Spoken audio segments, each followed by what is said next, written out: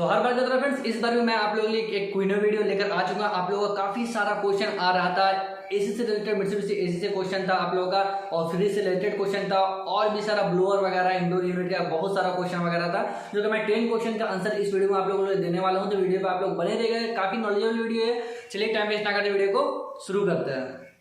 तो फ्रेंड्स सबसे पहले जो क्वेश्चन क्या है, उनका नाम है आर कुमार। उन्होंने कहा है कि अगर डिफ्यूज बटन को ऑफ कर दे तो क्या होगा, फ्रिज ऑफ हो जाएगा क्या।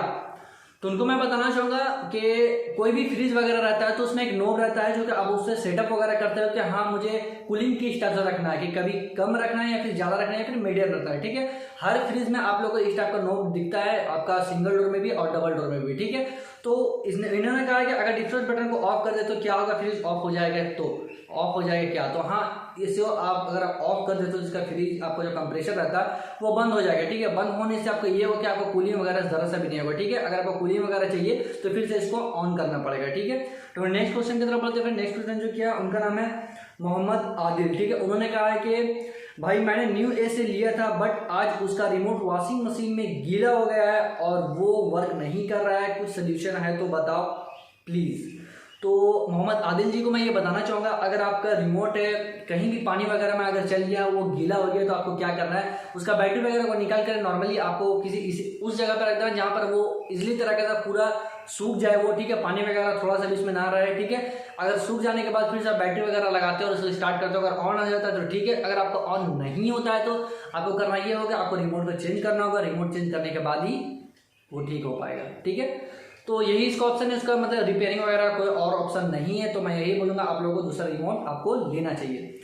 नेक्स्ट क्वेश्चन की तरफ बढ़ते हैं। नेक्स्ट क्वेश्चन जो क्या है उनका नाम है मानिस अरबी गोयल। ठीक है, उन्होंने कहा सर फ्रीज का दरवाजा अगर चिपक जाता है, मीन्स विदाउट लॉक किए इजिली ओपन नहीं होता है, तब क्या करना चाहिए, प्लीज रिप्लाई जरूर सेंड करना, प्लीज सेंड करना सर। तो उनको मैं ये बताना चाहूँगा, आपका फ्रिज है और आपका बहुत ज़्यादा हार्ड हो रहा है कि चिपक जा रहा है और वो सही तरीके से निकल नहीं पा रहा है, डोर वगैरह जो रहता है आपका, तो उसको आप ठीक नहीं करना आपको। ठीक है, क्योंकि जितना हार्ड हो रहा था उतना बेहतर तरीके से आपका मतलब कि फ्रिज वर्क करता है। अगर आपका वो लूज हो जाएगा डोर तो उससे ये होगा आप कूलिंग बेहतर तरीके से अंदर में नहीं बन पाएगा, वो जरा से भी लूज। तो हार्ड जितना भी होता है वो बहुत अच्छा बात होता है कि हार्ड डोर होना भी चाहिए, क्योंकि नॉर्मल रहेगा तुरंत बार बार वो निकलने रहेगा तो कूलिंग वगैरह उसमें अच्छे तरीके से आपका नहीं कर पाएगा। ठीक है, तो ये कुछ प्रॉब्लम नहीं है, ये अच्छी बात है आपका फ्रिज के लिए कि हाँ वो बहुत ज़्यादा हार्ड है, अच्छे तरीके से चिपक जाता है। ठीक है, तो नेक्स्ट क्वेश्चन की तरफ बढ़ते हैं। फिर नेक्स्ट क्वेश्चन जो क्या है उनका नाम है फ्री माइचिल। ठीक है, उन्होंने कहा है कि ब्रदर आइसक्रीम के लिए कौन सी सेटिंग रखे, मतलब कितना पे रखे, फ्रीजर का सेटिंग 8 तक नंबर है। तो उनका जो फ्रिज है वो 8 तक का नंबर उसमें दिया हुआ है, जो कि फ्रीजर का सेटिंग रहता है, जो कि नोब रहता है जिसे हम थर्मोस्टेट कहते हैं, तो उसमें 8 तक का सेटिंग दिया है। ठीक है, इनका क्वेश्चन ये है कि कितना पे रखूं जो हमारा आइसक्रीम के लिए बेस्ट है। ठीक है, तो मैं इनको बताना चाहूंगा, फ्रीजर आपका जो भी रहता है उस फ्रीजर में अगर आप आइसक्रीम वगैरह के लिए पानी वगैरह को दूध वगैरह कोई भी चीज से आप आइसक्रीम बनाने के लिए आप रखते हो उसे, तो आपका इजिली माइनस में वो चल जाएगा और आपका बर्फ वगैरह जो जमता है वो आपका पूरा आइस बन जाएगा। ठीक है, कोई तरह का उसमें प्रॉब्लम नहीं आता है। या फिर इसमें आप 2 पे भी रखे, 4 पे भी रखे, 6 पे रखे, जितना भी आप रखोगे आपका ऑटोमेटिकली क्या होगा, वो माइनस में जाकर आपका आइसक्रीम को बना देगा। ठीक है, तो इसमें सेटअप करने के लिए वो ऐसा कोई बात नहीं है, आप कितने भी रखोगे आपका आइसक्रीम इजिली बन जाएगा। बस आपका फ्रिज बेहतर तरीके से वर्क करना चाहिए। अगर उसमें गैस लीकेज वगैरह प्रॉब्लम हो, गैस कम रहेगा तो आपका नहीं बन पाएगा। ठीक है, तो नेक्स्ट क्वेश्चन की तरफ बढ़ते हैं। नेक्स्ट क्वेश्चन जी क्या है, उनका नाम है सुनील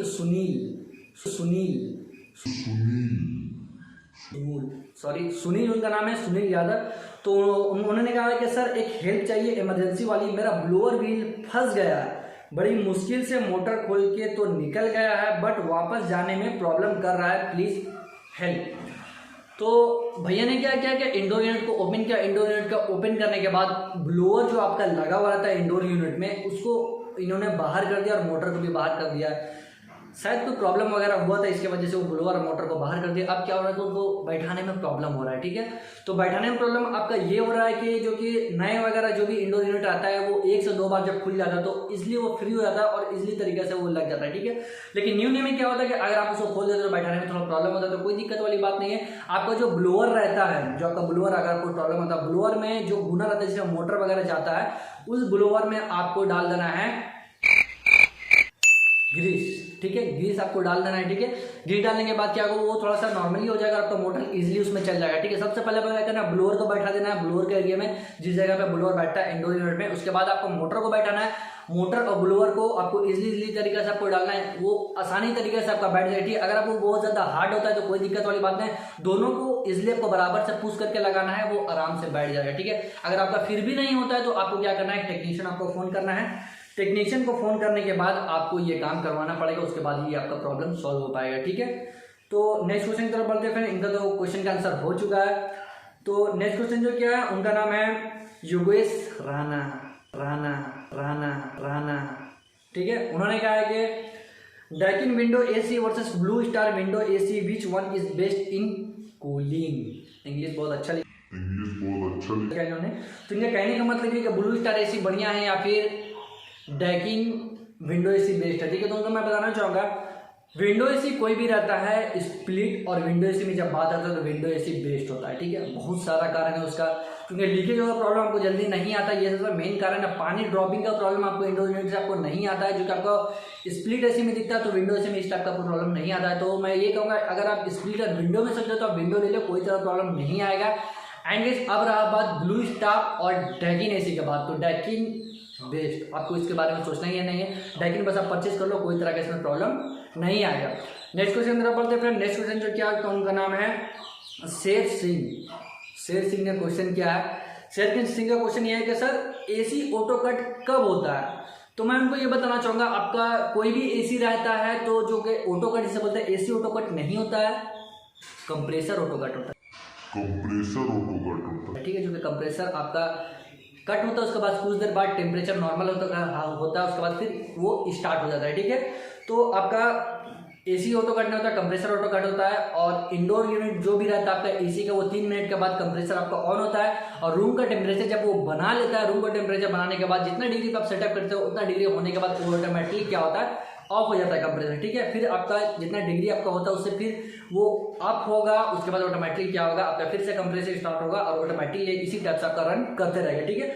तो आपका एसी ऑफ नहीं होता, एसी ऑटो कट नहीं होता है, कंप्रेसर ऑटो कट होता है, ठीक है। नेक्स्ट क्वेश्चन जो क्या फ्रेंड्स, उनका नाम है कमिंदर जीत सिंह। उन्होंने कहा है कि सर अपने मित्सुबिशी इलेक्ट्रिक MS-GS 18VF क्यों नहीं लिया, क्या डिफरेंस है दोनों में, confusion between both models MS-GS 18VF और MSG 18VA, प्लीज रिप्लाई। तो उनका कहने का मतलब है कि दोनों जो मॉडल है मित्सुबिशी इलेक्ट्रिक का, तो इनका कंपैरिजन बताओ कि दोनों में अलग अलग क्या है, ठीक है।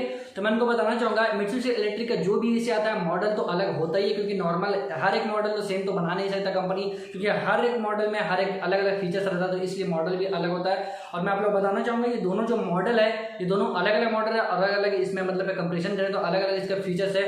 आपका जो MSG 18VA में जो मतलब फीचर्स है वो आपका GS 18VF में नहीं है, इसलिए ये दोनों अलग अलग है। एंड गैस कोई भी तरह का प्रॉब्लम आता है कोई भी मॉडल में, तो सेम मॉडल का एसी को परचेज करने के लिए इजीली वो आ सकता है, इसी कारण से ये अलग अलग आपका मॉडल है, ठीक है। तो नेक्स्ट क्वेश्चन के ऊपर बढ़ते हैं फ्रेंड्स। नेक्स्ट क्वेश्चन जो किया है उनका नाम है राहुल गुप्ता। उन्होंने कहा है कि भाई तेरे को वीडियो नहीं बनानी आती, तू एसी ऐसा rating weightage weight air flow कुछ नहीं बताता। तो उनको मैं बताना चाहूंगा राहुल गुप्ता का, जी हाँ मैं कुछ वीडियो ऐसा भी बनाया हूँ जिसमें मतलब कि आईसा रेटिंग वगैरह का मेरे बारे में मैं नहीं बताया, लेकिन ये अभी मैंने एक वीडियो डाला कि मित्सुबिशी इलेक्ट्रिक का अनबॉक्सिंग करके, उसमें मैंने फुल डिटेल दिया, आईसा रेटिंग बताया और वोल्टेज के बारे में बताया। एंड गाइस उसमें मैं काफी सारा नॉलेज है जो कि आप उस वीडियो को अगर देते तो आईसा रेटिंग वगैरह का आपको अच्छा खासा नॉलेज मिलेगा। एंड गाइस आपका बिजली बचत किस टाइप से कम होता है वो वीडियो देखने के बाद आपको वो भी नॉलेज मिल जाएगा, ठीक है। तो यही कुछ क्वेश्चन का आंसर मुझे आप लोगों को देना था फ्रेंड्स। अगर वीडियो पसंद आता तो प्लीज चैनल को सब्सक्राइब कर दीजिएगा। आज के लिए इतना ही, मिलते हैं अगले वीडियो में, तब तक के लिए बाय फ्रेंड्स।